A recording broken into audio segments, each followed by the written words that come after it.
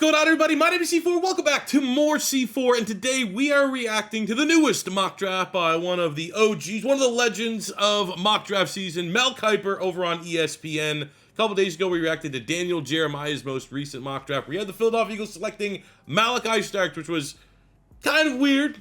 Could happen. Georgia Bulldog ties, Howie Roseman going best player available, but ultimately a head scratcher. And I said every time one of these big mock draft figureheads drop a mock draft, we'll react to the Eagles pick, and then I will do a mock draft off of the big name player that they have them getting. And Mel Kiper, a little bit more agreeable than what Daniel Jeremiah went with. He has us selecting at pick 32, Walter Nolen, the defensive tackle out of Ole Miss.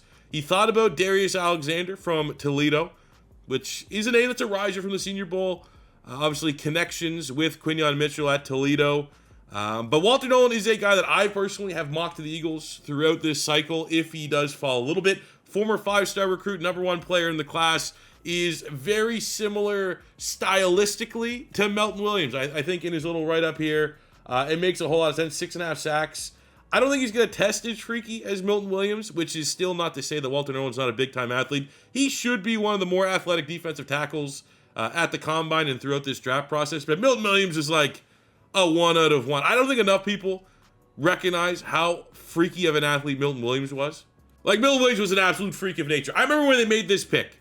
I didn't necessarily clown on it in my live reaction, but it was just kind of like, we're going with like a relatively no-name player. Didn't have a lot of crazy production at Louisiana Tech, but we're going with a straight-up athlete. So it was kind of like, okay, like it's a gamble. There was probably, at this time in the draft, in the 3rd round, more established players that were on the board, but at the end of the day, when you get this crazy freaky of an athlete, you don't necessarily get hung up over it because it's like, all right, well, if we can put it all together here, this guy is a 1-of-1 type athlete. And luckily enough for Milton Williams, a little bit of a slow burn, but when he was on the field, made the most of his opportunities and absolutely cashed out this season and after that Super Bowl. Walter Nolen would be a great fit. The assumption is Philadelphia won't be able to re-sign Milton Williams. He's going to get a gigantic bag elsewhere. And I think Walter Nolen, if you are looking at defensive tackles who could probably come in and play that undersized, slightly interior pass rusher role, as likely a rotation with Moro Ojomo, who I think has earned a considerable opportunity next year to at least get a lot of those reps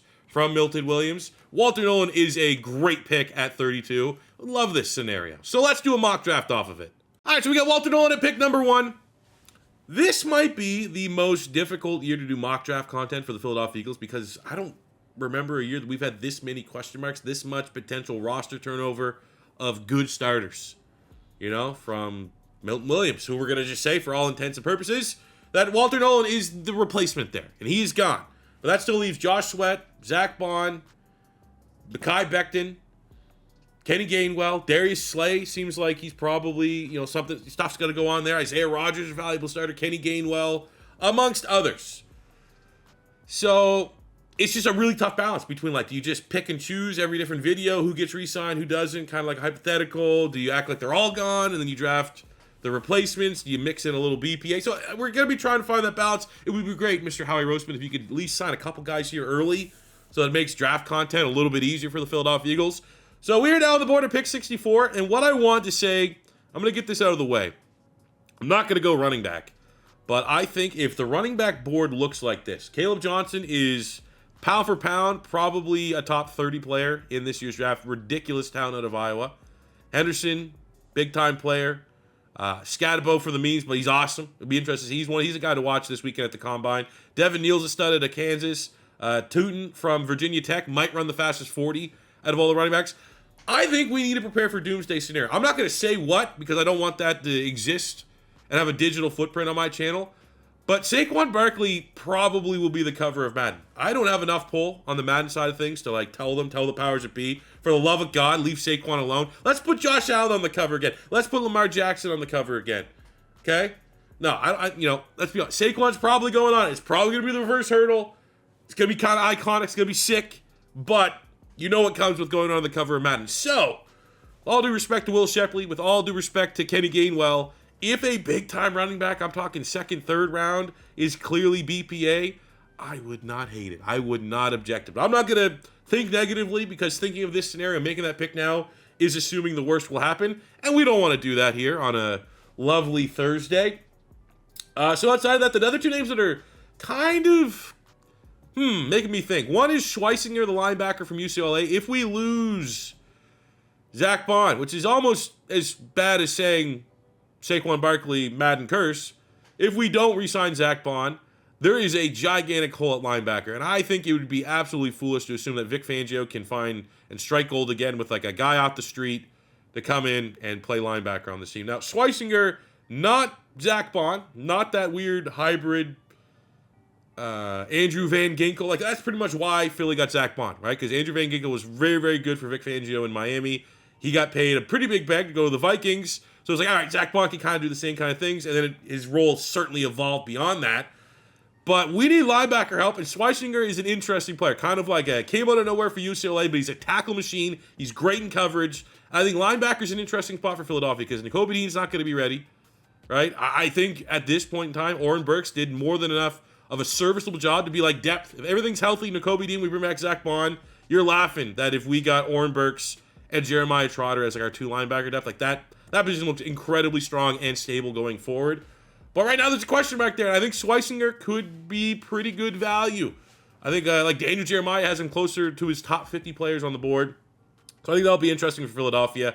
But my pick here, I am going to select Mason Taylor, the tight end out of LSU. I think in this scenario, it's history repeating itself.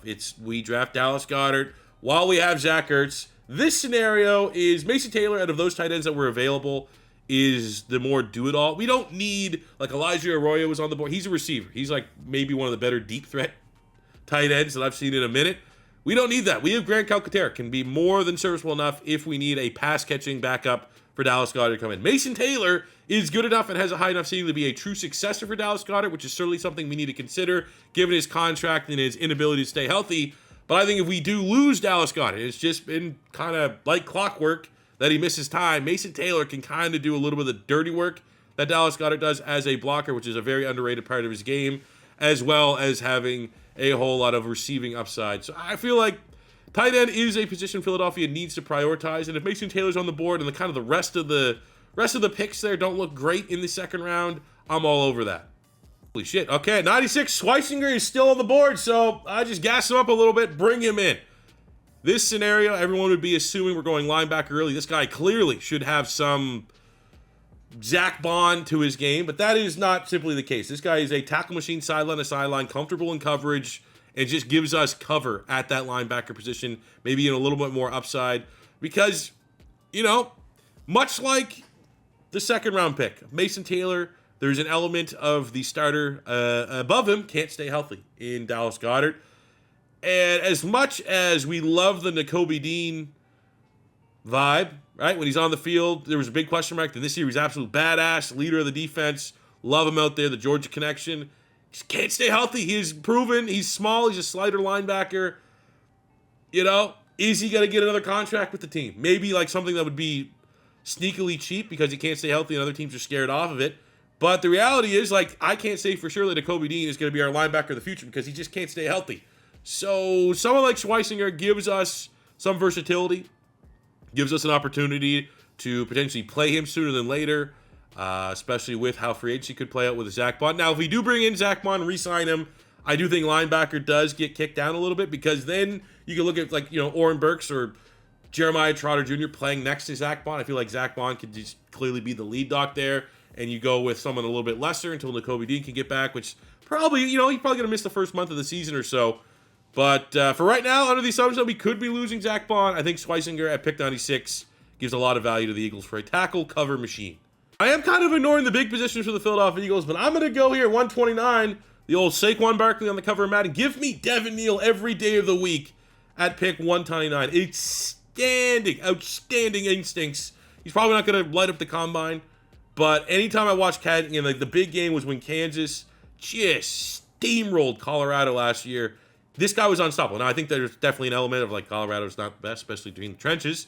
But Devin Neal was on full display. This has been the last couple years. He's been one of the best running backs in college football. But in that little scope, that small scope, flick the game on, can Colorado and these guys go on a little bit of run, sneak into the playoffs. And here is Kansas. I feel like that game was in the Chiefs Stadium or something like that.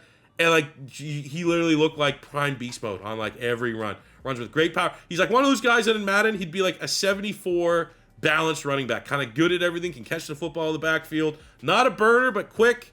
Not a powerhouse, but can run guys over. Just a great balance, and it gives us a lot more upside, with all due respect to Will Shipley, under the assumption that, like, Kenny G's gone, because, you know, assumption's going to be the key word of the rebuild of the Eagles here in this mock draft, because I just got to assume that these dudes are hitting the open market and getting bigger paydays than what they could get in Philadelphia. I think Devin Neal, bulking up the running back room, at this point in time, he is clearly BPA on my board and would be a welcome addition.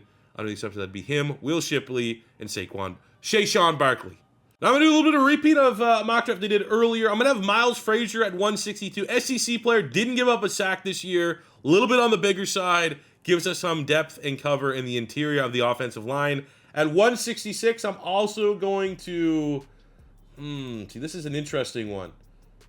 I'm going to take David Walker here just because, and not because it's the top name, but he was like that small... Could be the Jalix Hunt. If that's kind of like what Howie Roseman's trying to find in the draft process now, is these small school players.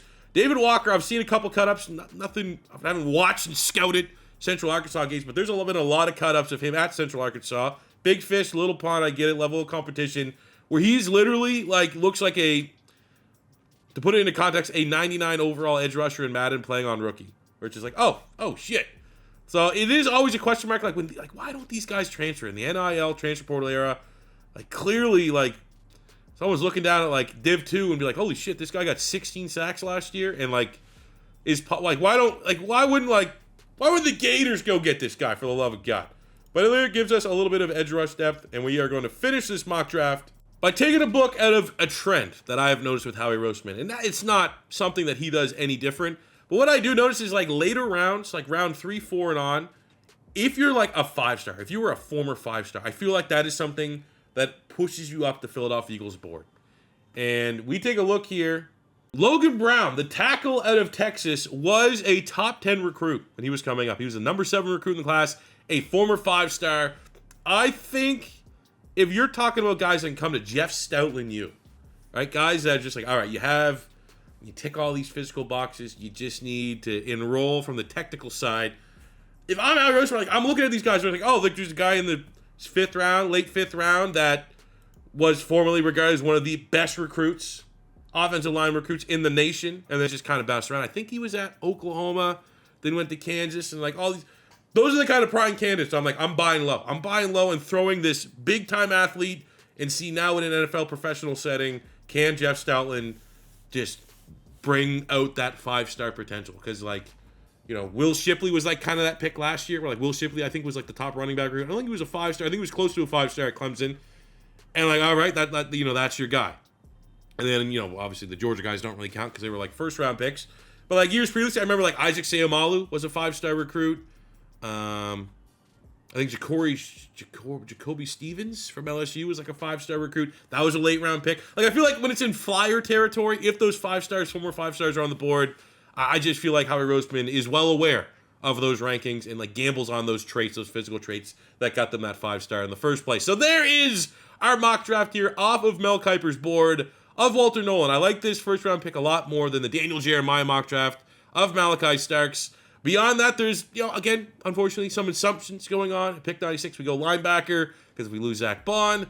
And then Mason Taylor's not a starter, but he'd be someone that would be able to contribute and has starter traits. I think a lot of people in the draft community right now have him as a potential day 1 starter at tight end. So being able to ease him in behind Dallas Goedert, hopefully Dallas can play full season, not miss any time, and then we have great tight end depth, which is never an issue because we can run a lot more with like 2 tight end sets. But I'd love to hear what you guys think about this mock draft in the comment section below. What would you think about Walter Nolen? I guess in comparison, would you rather Walter Nolen in the first round or Malachi Starks? Let me know down below. And that'll do it for me today, guys. Thank you very much for watching. And as always, if you're first time stopping by, don't be afraid to hit that subscribe button. Smash the like button if you enjoyed. It is Combine Week. We'll have some cool Eagles videos come the weekend in relation to the Combine. So stay tuned for that one. And I'll see you back here on the next one. Peace out. Love ya. Have a good one.